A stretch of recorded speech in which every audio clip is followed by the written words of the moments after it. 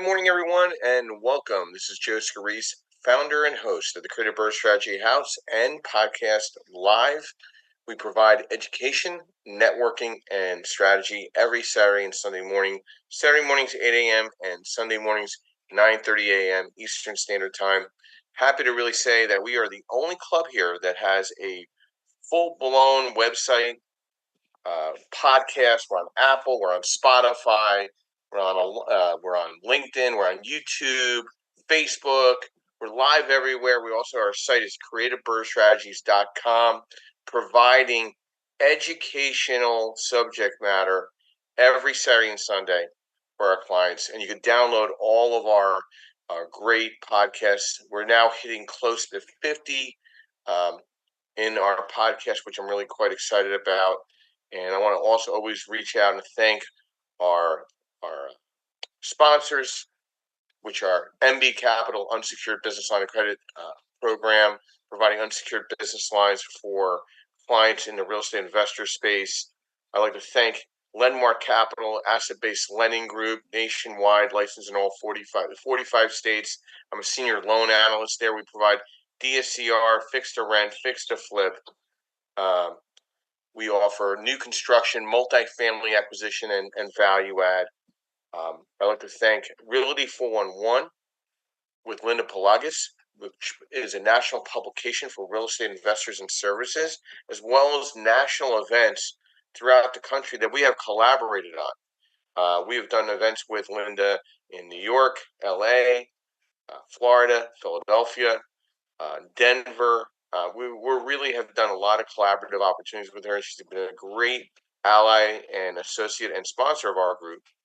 And then we have Perkatech, which is our social media strategist, Yardell Perkins, who's really the backbone to this entire podcast, graphic work, soon to be hats, shirts, cups. We're rolling that out as well.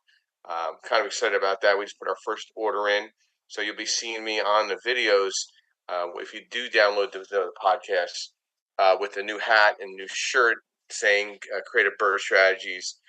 So pretty cool about that. We also offer educational CE for licensed real estate agents in every state in the country.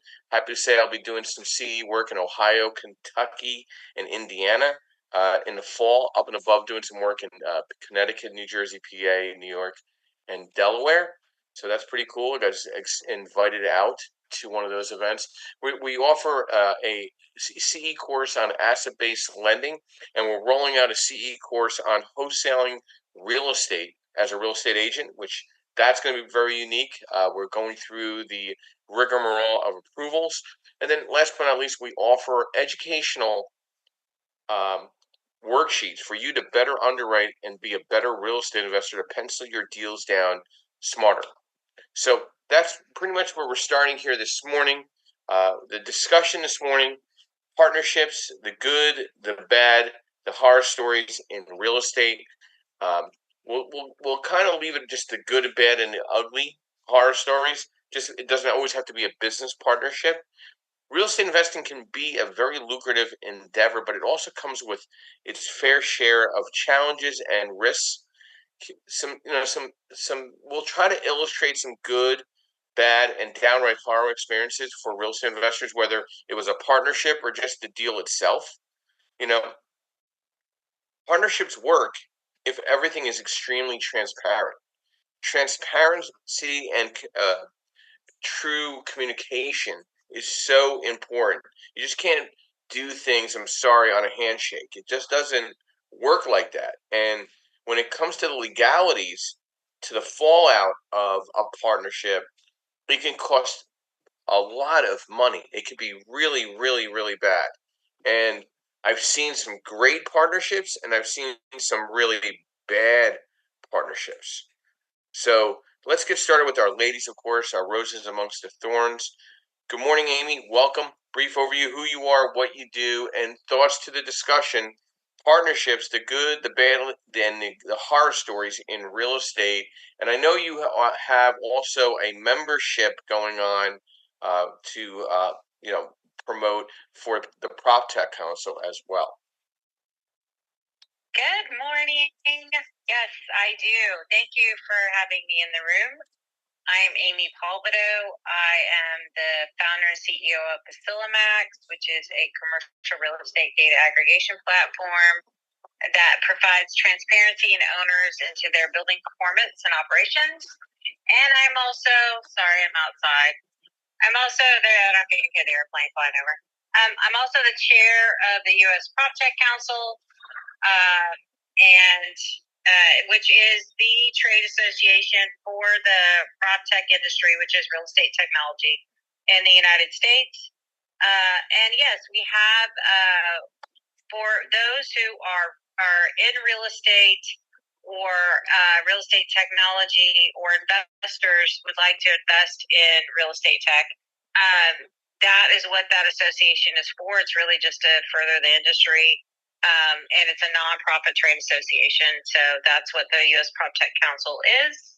So yes, our website is proptechcouncil.com, and we offer lots of events and lots of education and lots of all the above. So there is that. And yeah, I think that's all I got. Oh, partnerships. Okay. So I've been a real estate investor since 2008. I will tell you, I've had all of the above, good, bad, and horror stories in real estate. But yes, it goes back to, yeah, I mean, your agreement really only comes into play. Truly, honestly, I've noticed the agreement only comes into play when something's going wrong, or the investors don't feel heard, or so you can, and I've been a sponsor for a long time, so I've always tried to communicate above board all the time. But even if you're communicating well, if the deal is going south, as a lot of deals are right now, what I'm hearing from a lot of people is that there are a lot of sponsors that stop talking to their investors, which is never a good sign, and it only makes things worse. So communicate would be my advice in all of these relationships. And there's going to be a lot of deals that go bad, not to the fault of the sponsor; it's just the timing. But it could be the fault of the sponsor. But I would generally think that they're a pretty good operator. There's certain things that are happening right now they just cannot overcome. So investors need to be also educated to understand what's going on in the market and be realistic about what their expectations are, because they should shift too, and not put pressure on their sponsors for unrealistic expectations like distributions right now. I think that's just silly. Like everybody's doing capital calls at the moment, and there's investors that are asking for distribution. So it's just doesn't make a whole lick of sense. But so yeah, that's my half a nickel there, Joe.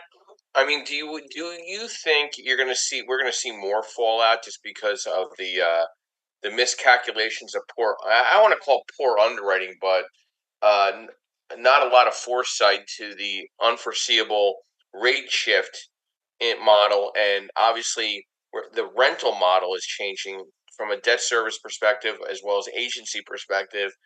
Do you think some of these investors that brought in money are now kind of licking their wounds and don't know what to explain or how to explain to an investor right now that invested into their project?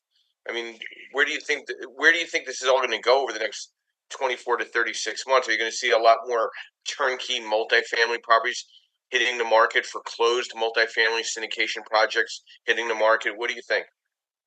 Yeah, for sure. I think we're in this for another till 2026. I think we're in this quagmire. I don't think it's going to go anywhere.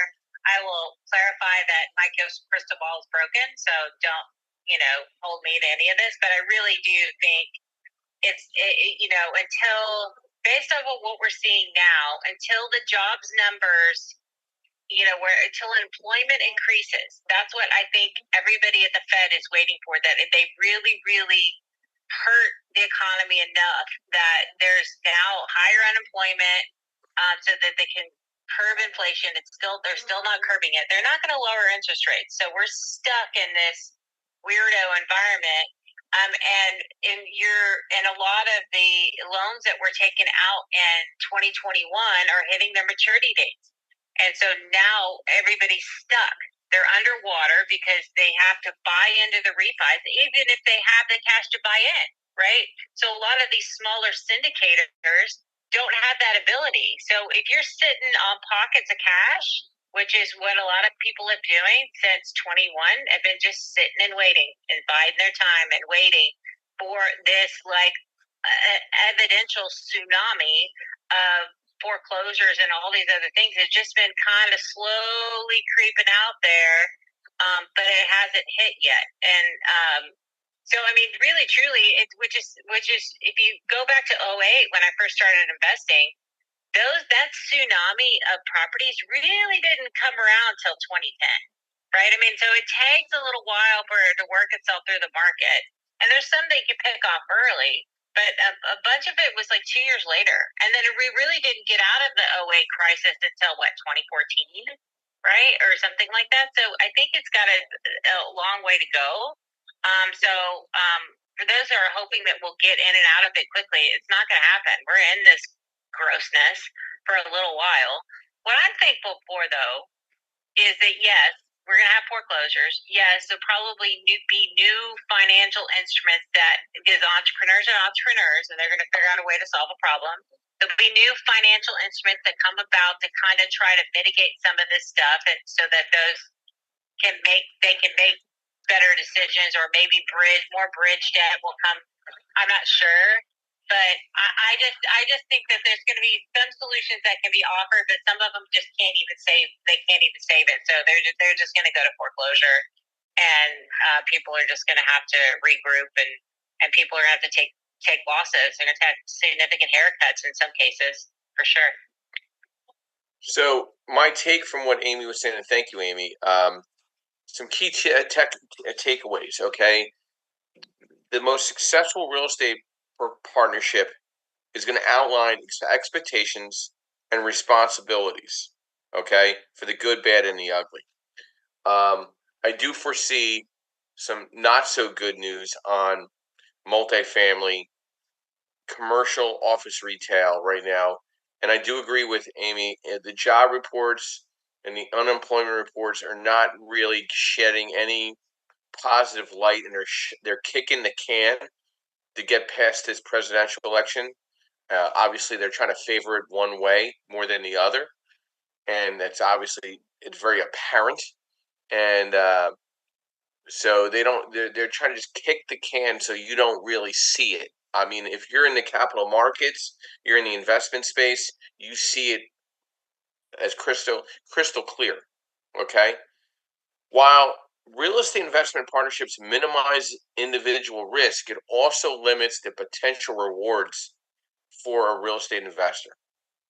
You know, a lot of people think, hey, I'll put my money parked with this very reliable person because he's out there in front of a lot of people, or she's out there in front of a lot of people, and then they put the money in, and everything kind of goes silent.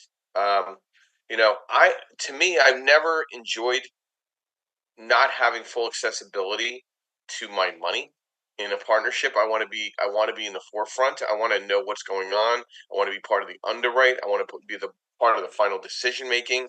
I want to be constructing that LLC formation and partnership. Have transparent conversations about the good, the bad, and ugly. I think it's extremely important. You know, and when investing in real estate, you're trying to build financial security and generational wealth. There's obviously a risk whether you buy a single family home or 100 unit. It's the same risk. It's your money, your financial participation, and you need to have the right power team. You know, I'm not an attorney, nor am I a CPA, and I'm not here to give you direct advice. Okay, that's why you hire people. You don't go on Facebook and try to get a legal answer by self-proclaimed lawyers and CPAs. You go and retain somebody and spend the right amount of money for structure, for transparency, and for communication. Because I'm telling you, there's some really great partnerships out there because there's transparency and communication. That's sometimes half the battle. You know, identifying a power team and a partnership with diverse skills and expertise, and also access to resources, specifically money, whether it's equity or the debt. And then obviously breaking down responsibilities are going to be very important to ultimately minimize risk. Some cons to investing in real estate with a partnership: splitting profits. Again, that could be based on who's putting what in. Conflicting ideas, personal conflict, unequal involvement, tax obligations or impacts. But some tips to think about are defining clear roles and responsibilities, discussing and being very transparent to finances, legalizing the agreement with a legal team, understanding everyone's strengths and weaknesses, and choosing your partners carefully. Linda, good morning and welcome. Brief overview, who you are, what you do, and thoughts to our discussion this morning: partnerships, the good, the bad, the horror stories in real estate. Good morning, everyone. Good morning, Joseph. My name is Linda Pliagas, and I'm the founder of Realty411.com. We are a news and information website, and we also produce digital and print magazines. We host in-person and virtual events. We produce webinars, podcasts, and more, all in an effort to help investors on their real estate journey. I've also been a real estate agent for over 17 years. I'm based in Southern California. Happy to be here. As far as real estate partnerships are concerned, they are a great way to purchase more property than you would be able to on your own, but you do have to be careful.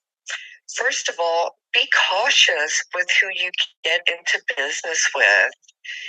Be sure that you do due diligence on everyone that you're doing business with by doing a thorough background check on your prospective partners. Do they have any judgments or current liens on their own properties? Have they claimed bankruptcy in years past? Have they ever been foreclosed upon?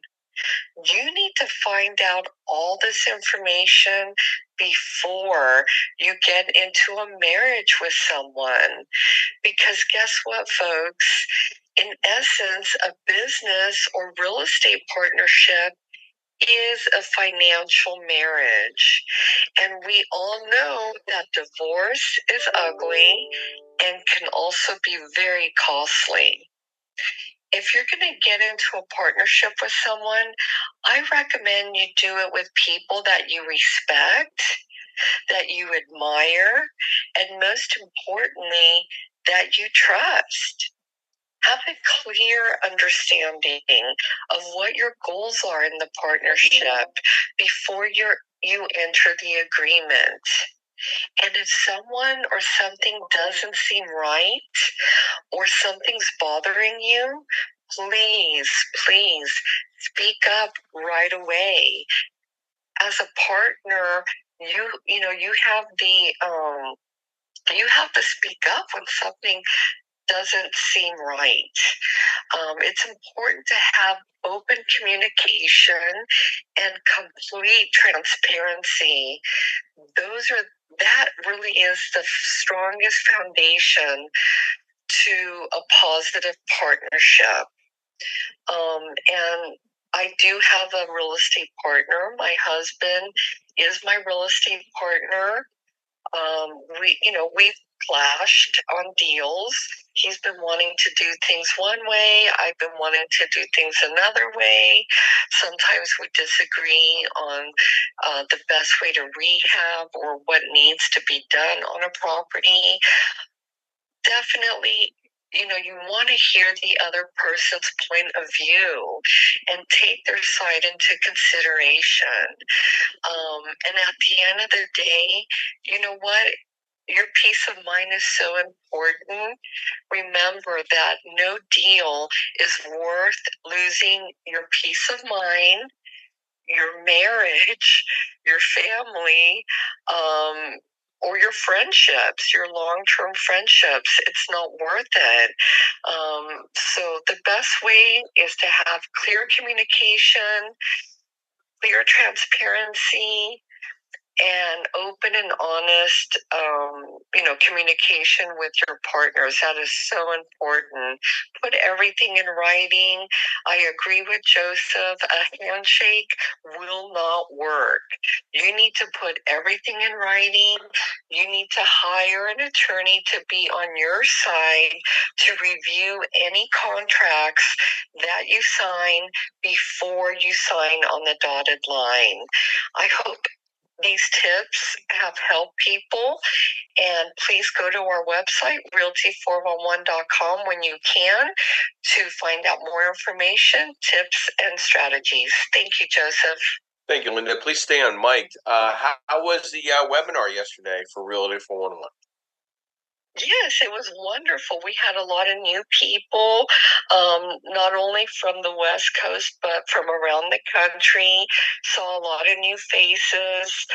So, it was really positive. I think we gave some wonderful information and people were really pleased. And I look forward to having you join us on our next one as well. Yeah, I'm sorry. I got offered an opportunity, very unique opportunity yesterday to present and speak at a Subject to event in New York with the Pace Morby Group. They got a huge following, and they're really growing in various markets through the country. And this event was just one. It was in a great area in New York, down near Washington Square Park.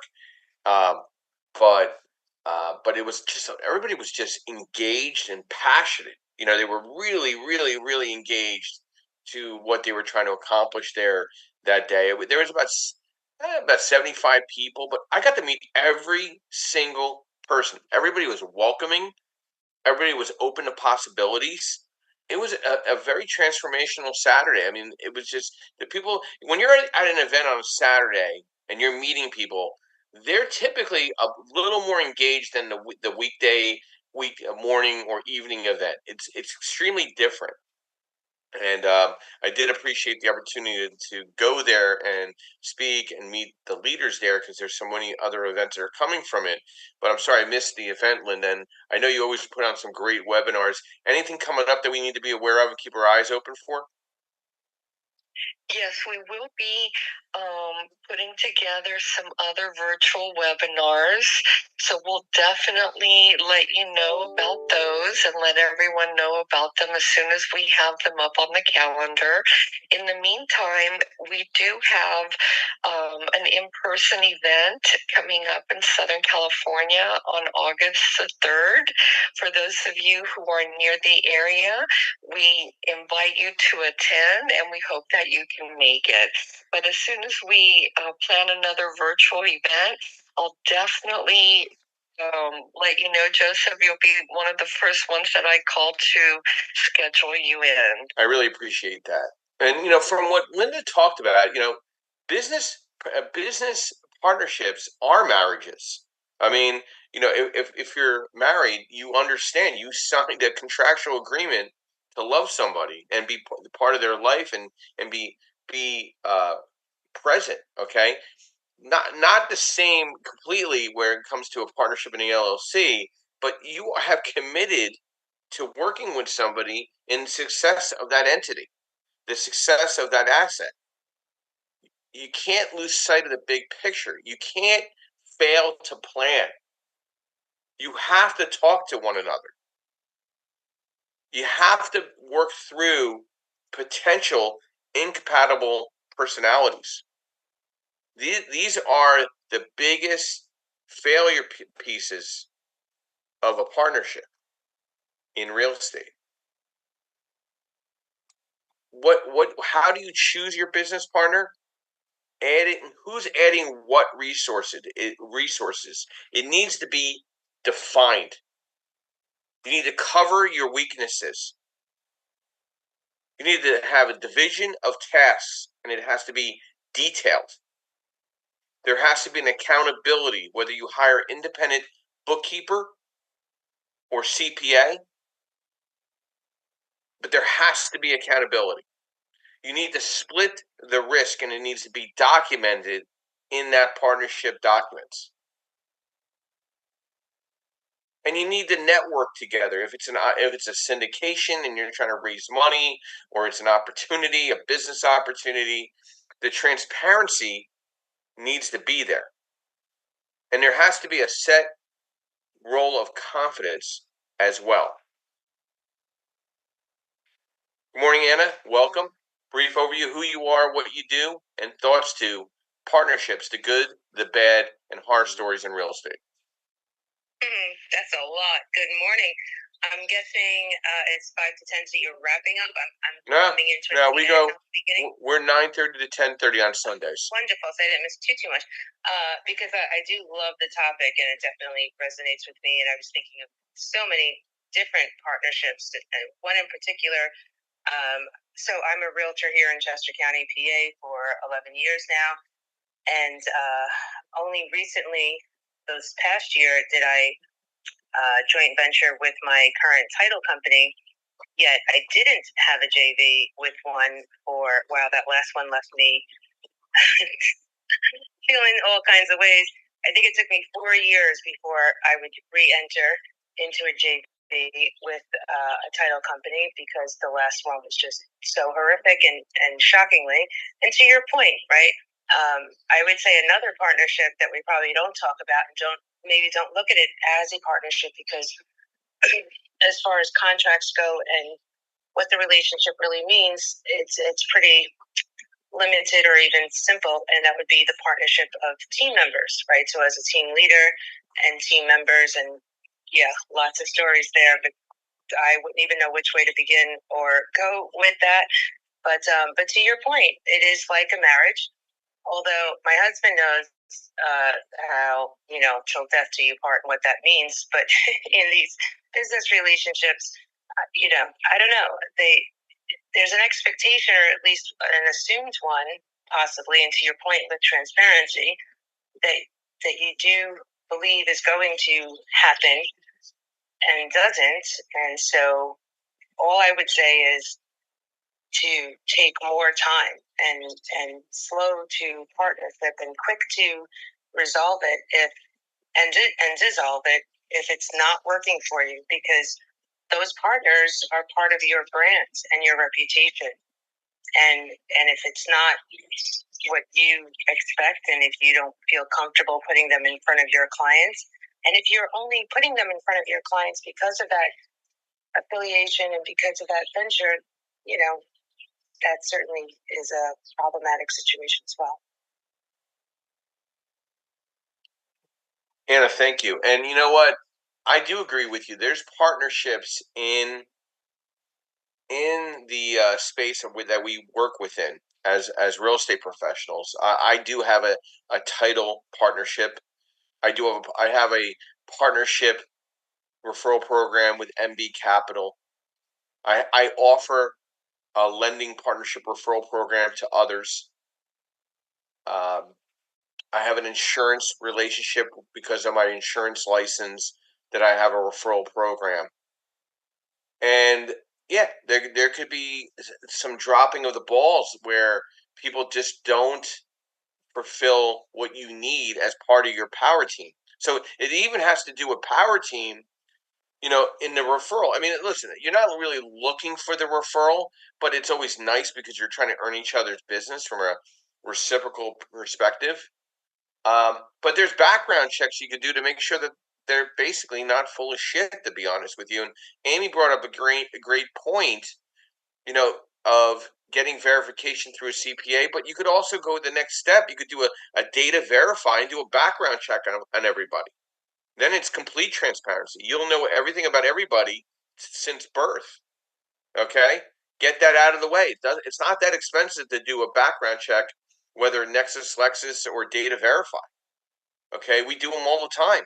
And I have extremely transparent conversations with people about their background and why, and a letter of explanation, and this and that. And that is a common part to the lending space, at least. I mean, I think it should be done in partnerships anyway. Get it out of the way. know why the one person can't have a certain role because of whatever the circumstances are, but they bring operational considerations or financial considerations that far exceed the other partners. You want to know why you're going in it together, right? Or you could just go solo for that matter, right? What types of partnerships have that commonality for the success in real estate, right? It's typically money, brains, brawn. Okay, so a good GC maybe that's worth their salt and is financially set, has the resume, is not going to disappear on a third deal. Okay, there's a lot of things you need to keep that in mind. And Amy, I want to come back to you because you posted something. Any additional thoughts to what we're discussing here this morning? I was just going to say, sometimes people don't feel comfortable saying that, but if you use a mediator like a licensed CPA, that way, that if it's part of a real estate deal, that CPA won't give you a fraudulent letter because they'll lose their license because you can sue them over it, right? So it's just a good way to have a mediator. It happens a lot in syndications where if I was a sponsor, I would provide that letter as a part of the offering memorandum to investors. Was my license, the CPA would review me and say, yep, she has no bankruptcy, she has no lien, she has no judgments, she has basically everything you would do in your data verification. They would just basically state as CPA. And they also would state my personal financial statement for lenders. Like they would verify it, right? So it was part for the investor and part for the lender. So it's just a good process to have for sure. Well, the irony is when somebody doesn't tell you till you get the data verified back, and you're like, why wouldn't we have this discussion? You know, like why? Yeah. Why? I mean, I don't understand why people think it's going to just kind of scroll by. No offense, but there are a lot of dumb investors out there that just look at the deal and look at the sponsor and whatever is on their social media and don't really ask the hard questions because they're just following the crowd. I mean, we're gonna be honest. Let's be honest. I mean, that's what happens, right? Well, yeah, So, I think I scratched my head.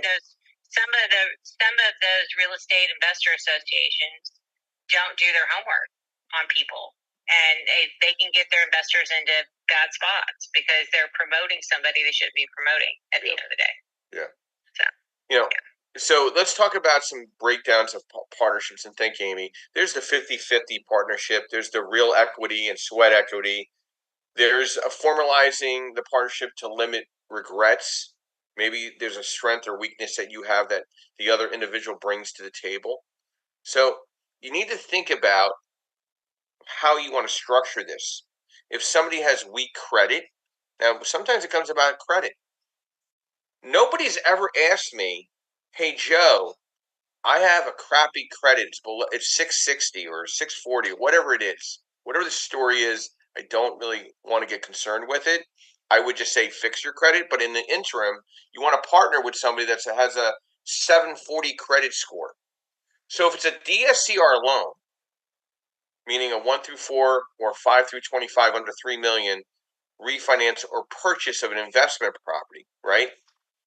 The main borrower that's 51% or better on the operational agreement, the LLC setup, the articles, EIN, everything has to match up, can be the sole guarantor to that loan if there's other weak partners with weak credit, because rates and leverage is based on credit score in the asset-based lending space. So it's the parameters are 660 to 680, 680 to 700, 700 to 720, 720 to 740, 740 to 760, 760 to 780, 780 to 820, right? So there's categories of pricing and leverage allowability and debt service allowability to a project based on the partnership structure. So somebody that has weaker credit and has a lot of money, which doesn't make a lot of sense to me, but that's okay. That happens. And somebody has a lot really great credit, but not the money.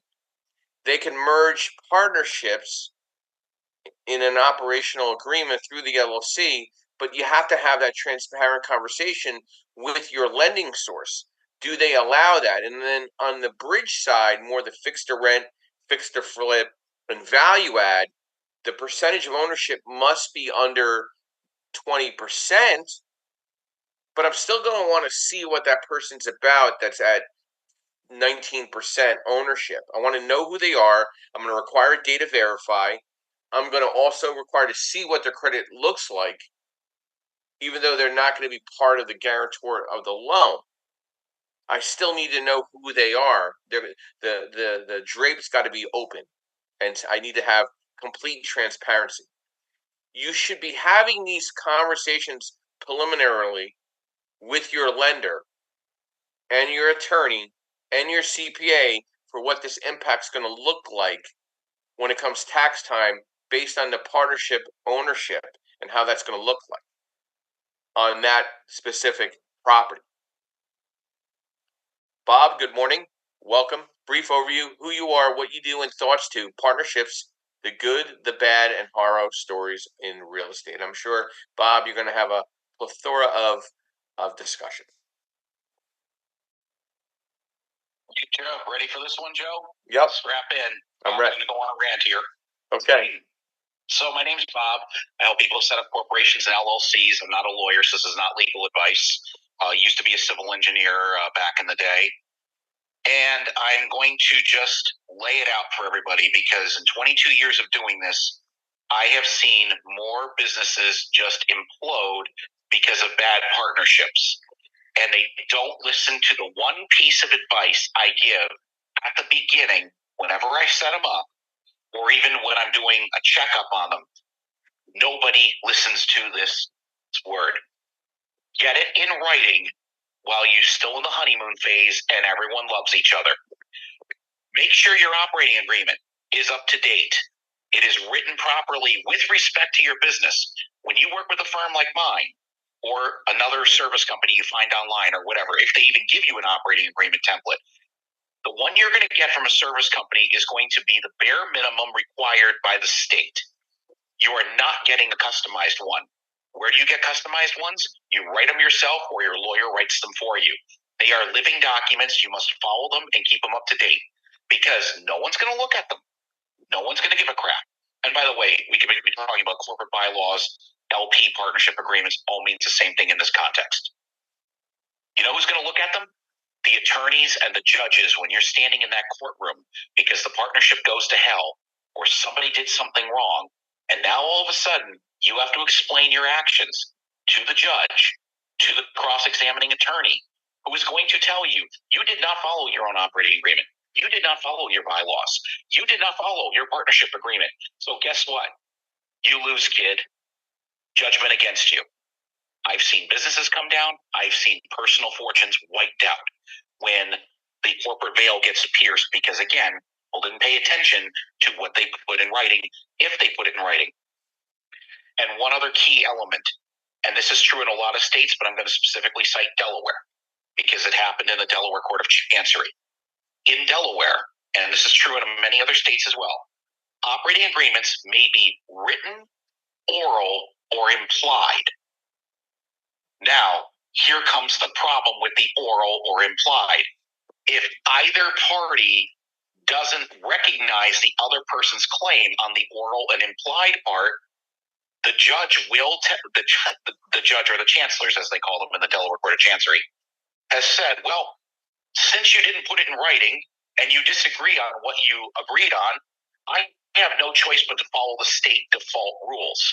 And nobody's going to win in that case. State default rules basically mean that the operating agreement or bylaws can override what's written into the law over how a dispute is settled. Take a careful look at the Limited Liability Company Act or corporate law of your state where you're incorporated. I guarantee you this stuff is spelled out there. You're not going to understand it. You're not going to want to understand it. You're going to want to get your own agreement in there to override it. This is what brings down businesses, brings down partnerships, brings down personal worth. And I'm sad to say, in a few cases, I've witnessed brings down some marriages too. So it's the number one thing. Get it in writing, keep it up to date, and follow it like the Bible. Joe, I'm ending my rant there. That was not intended as legal advice. So, Bob, stay on link, please. And it's almost a perfect storm because you and I have great conversations as I'm driving back from one event or another. And what's going to happen with all these individuals that are not re-upping their registration with you with an LLC, and they go to a lender and they think their LLC is legitimately up to date and they're not even protected by their registered agent? Where do you see the fallout there? And if there's partnerships that are limited or full general partners, they find, and as they find out, what happens here? What's the fallout? What's the repercussions? So a couple of factors can come into play here. If we're talking about people that are going out to get a loan and they did not maintain a registered agent or allow their annual reports to lapse, they will not be able to get a certificate of good standing. Now, here's what's happening to the clients that we are resigning as the agent from because they haven't paid their bills. And in some cases, we found they haven't even paid the state in multiple years. So we're not even offering a renewal to them because they're clearly not paying attention to the obligations. And frankly, they make us look bad to our own regulator when they don't follow the obligations, because we start to get questions, why do you have so many that aren't paying? Bottom line, when we were in this, again, most of our customers are Delaware, so this is why I'm going to explain Delaware, but if we went to Wyoming, Nevada, Texas, Pennsylvania, it's all going to be something similar.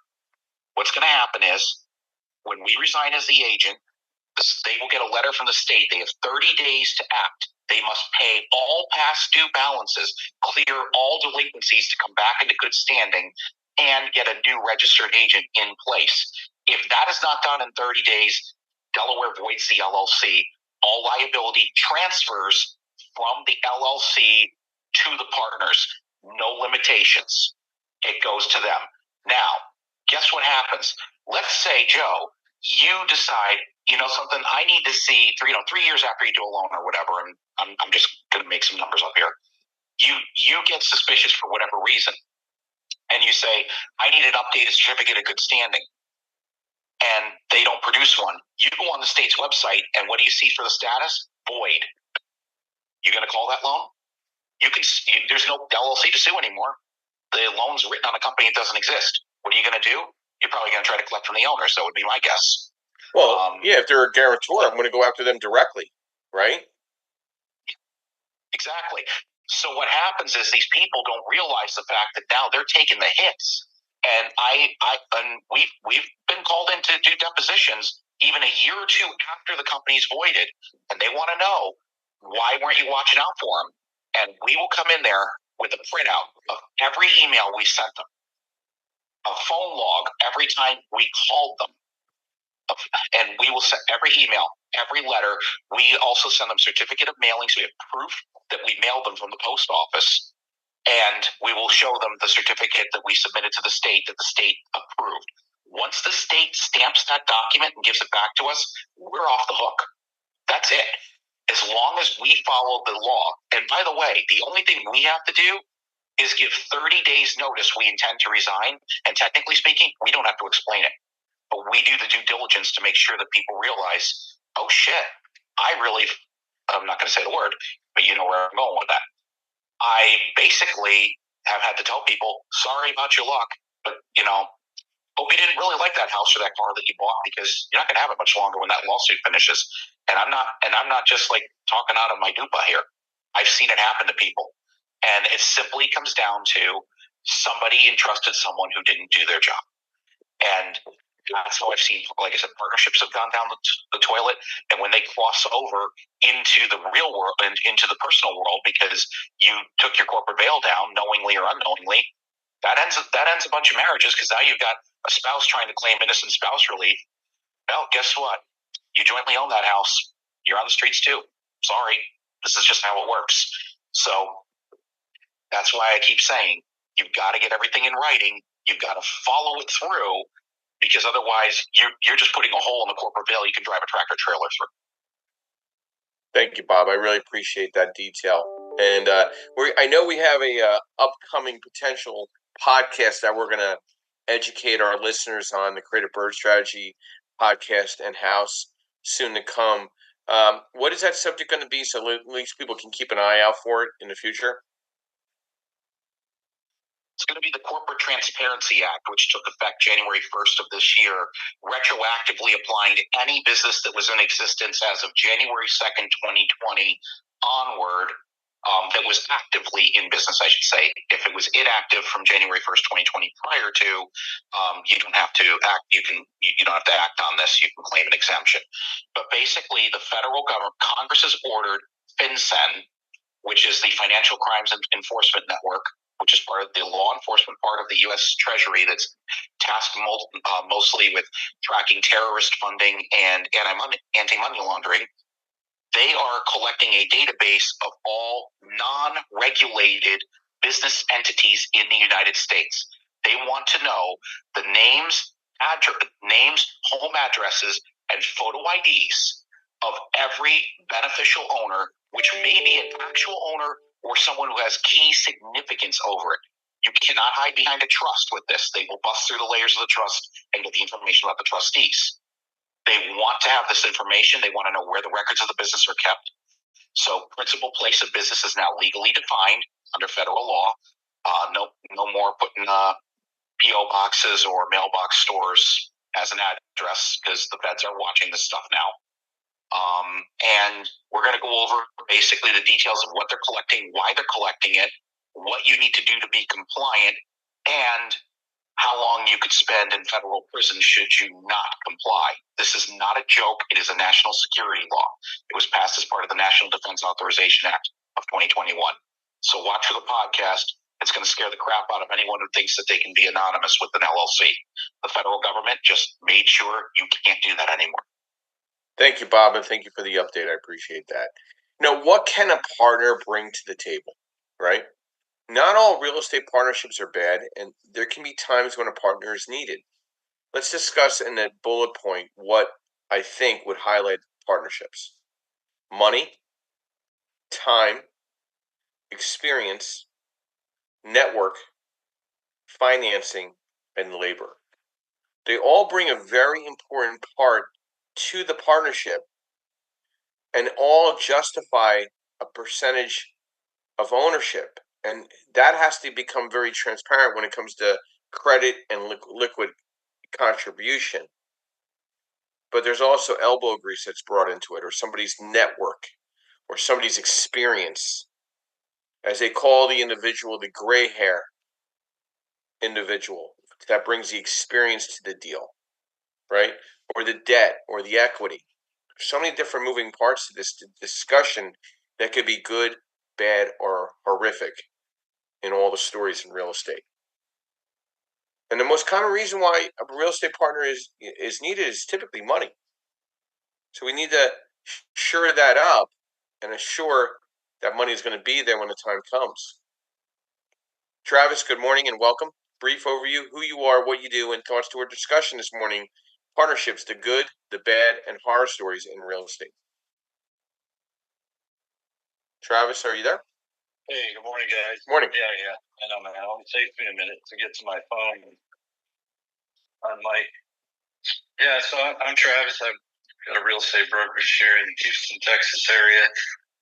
I've been investing in real estate since 2004 is when I really got going. And a lot of the investing I have done has been with partnerships with my family members, like my brothers.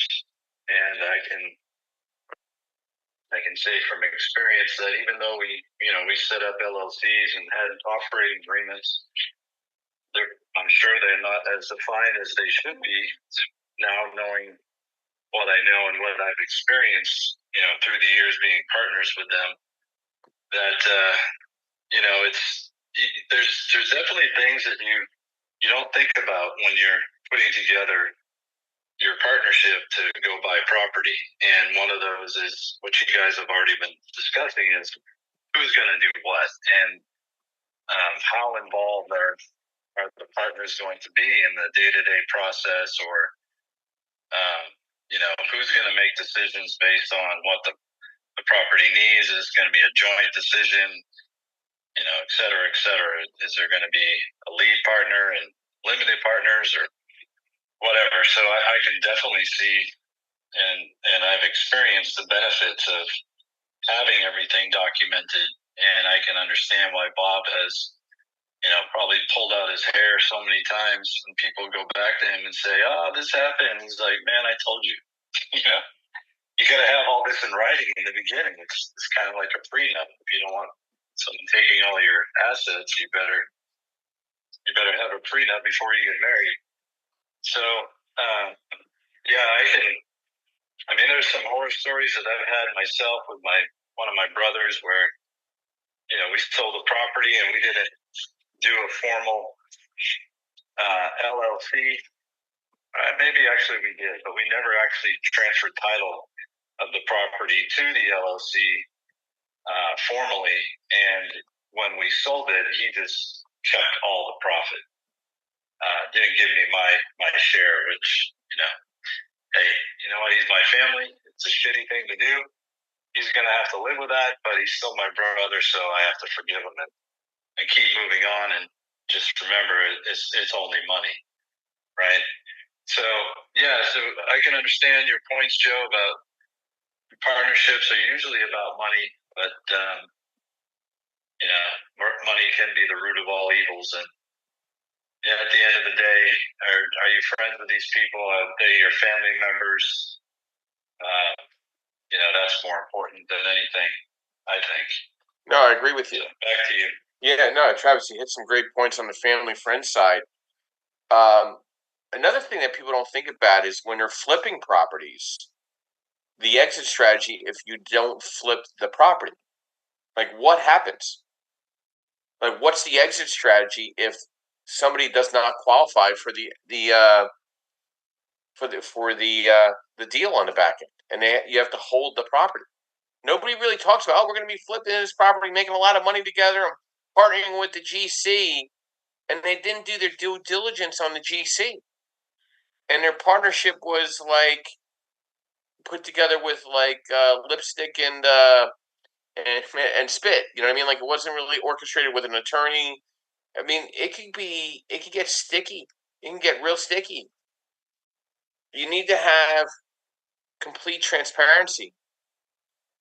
And I don't think people think deep enough on the flipping side or the rental property side how that partnership's going to look like long term.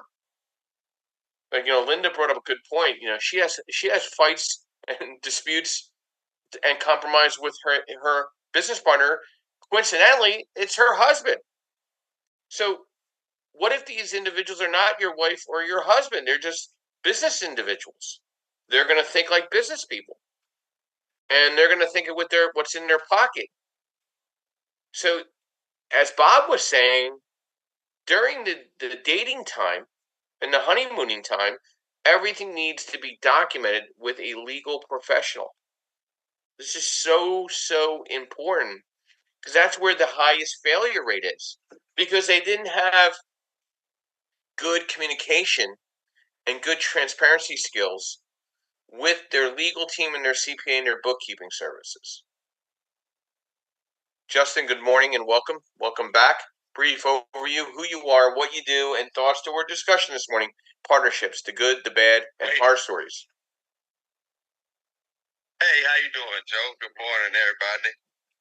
Just walking out of this good old church. But yeah, man, I definitely wanted to chime in real quick on the partnerships. I've experienced a couple of them in my little duration as an investor and doing deals and stuff like that. My experience, I'll be kind of brief because I've heard some really good stuff. I had to turn it off for a little bit, so I had to go back and listen. But anyways, my experience is people change sometimes, right? I think partnerships have to be very defined. Me being, I guess, a younger guy, and diving headfirst into some of my deals, right? I was one of my partnerships that recently ended that didn't go very well was one with one of my closest friends. So that partnership didn't go well because, I would say us as friends, right? And not that friends can't work well together, but friends sometimes they aid and abet each other's problems, right? That they need to be corrected. So having defined goals and being willing to move on and act and follow the rules that you set forth in the beginning. I think everything in a partnership has to be extremely defined, right? We're becoming partners for a reason. And if this is a partnership, I have my roles that are going to make this deal work. You have your roles that are going to make this deal work. Right now, I'm in one on a flip. It's going extremely well. It's the quickest one I've ever done. I'm wrapping. I'll be done with the project in about 3 or 4 days, and I've only had the deal about 3 weeks or 3.5 weeks. So it's just one of those situations. Now I've learned a whole lot of lessons that I won't take the rest of y'all's time today to go over all of my stuff, but I did want to share that one experience, and I have another experience where the partner the deal went bad, which I've spoken about this deal several times on here. But after the deal went bad, he just kind of like, oh, I don't know what to do with it, but we have other folks' money involved, and I'm fighting by myself to try to save everybody. So not just trying to make myself look like a good guy, because there are always decisions that we can make in the beginning or in the in between after, things start to go in a different direction that can help us pivot and help us stay on the right track. So I think all of that needs to be written into your plan. Joe was just talking about your plan B. Let's say you plan to flip it. Is it going to be a good rent? Are you guys okay with renting it out for a year or however long it takes for you to sell and for you to move on?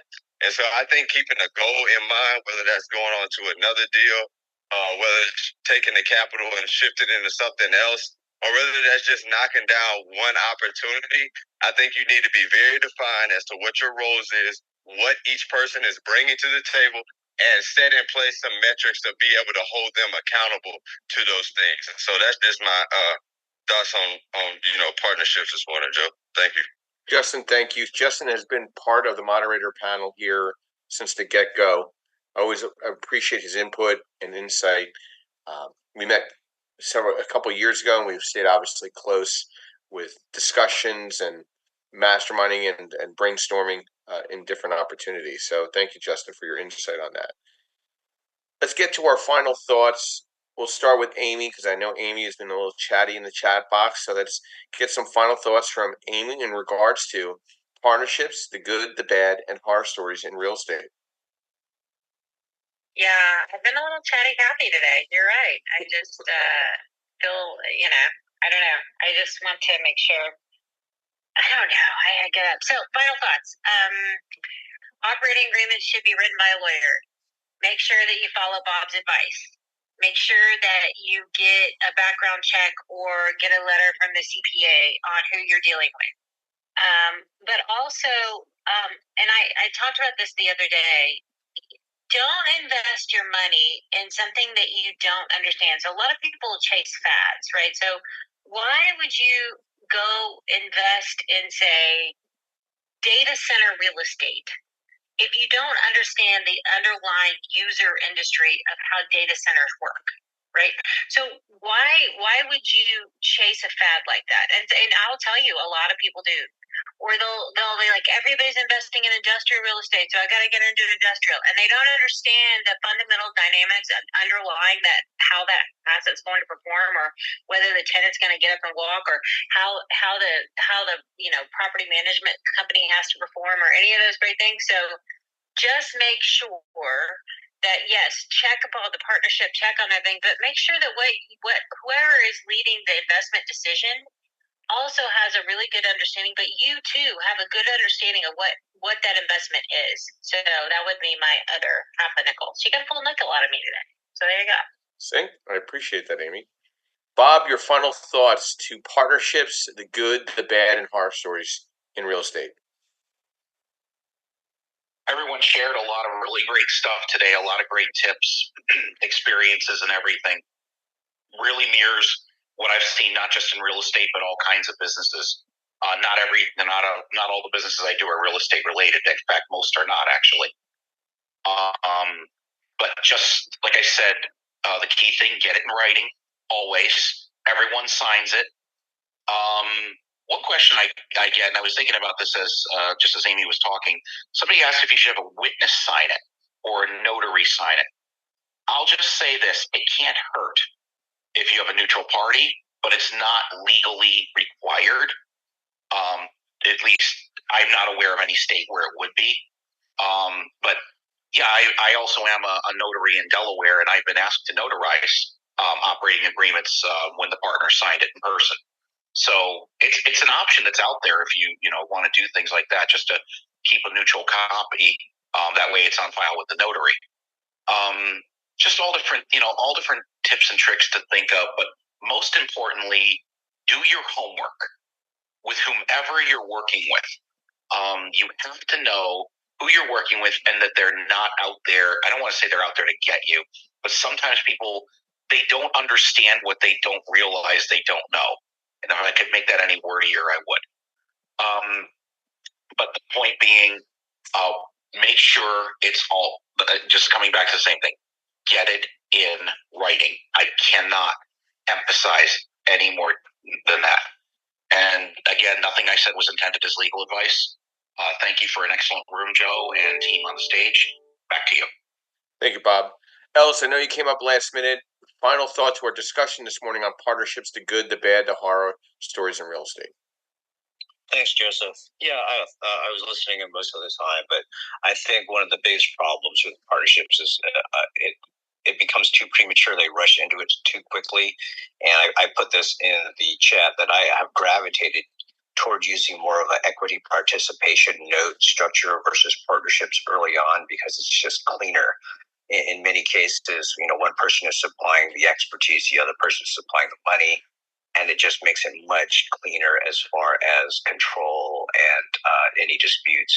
So I gravitate toward that. But all the advice given by getting it in writing, making sure there are clear guidelines and expectations. I think each member of that partnership should have their own legal representation in order to hammer out something that works. And then, a good attorney is going to bring up possible conflicts that could happen, and you address that from the get-go.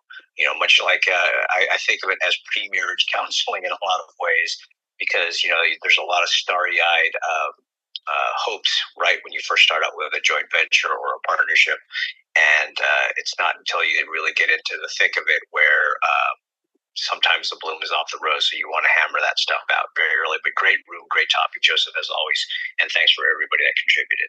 Thank you, Ellis. We're here every Saturday and Sunday morning. Saturday mornings 8 a.m.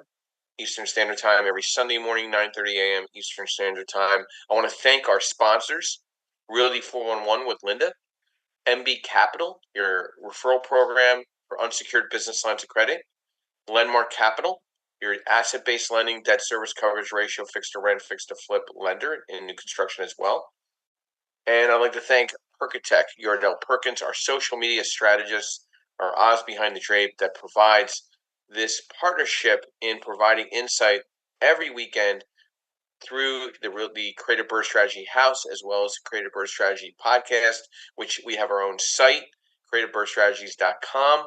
We provide CE courses on asset-based lending and soon wholesaling real estate for licensed real estate agents throughout the country. We also provide educational worksheets for our followers and listeners in regards to better underwriting your deals from a single family to a large multifamily opportunity. So my quote this morning, you know what's attractive? Effort, thoughtfulness, appreciation, compassion, honesty, and respect. Everybody have a blessed Sunday. Have a great week. We'll be back here next week, and I'll be ending the room in the next 30 seconds.